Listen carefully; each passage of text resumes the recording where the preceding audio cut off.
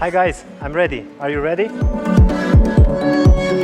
Hello, my name is Robert Hajnal. I'm happy to share some moments with you.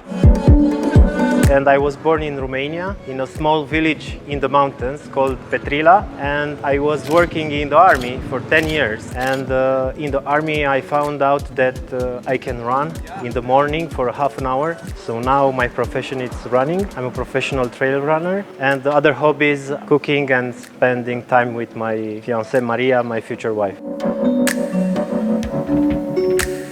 One thing very essential for a trail runner, I think it's the mindset of being better every day.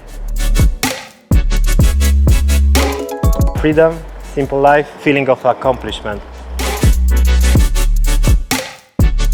Don't like to depend from other people. I really like to be on myself and to be free. I find that simple life really wonderful. It's not the only thing I like, but it's coming in complementarily in complex life in the city. So it's a good equilibrium between them. My time spending with Maria, I mean my fiancée, and this year we will get married, so it's an important part in my life now. The idea of starting a family with her, I think it's very important for me now.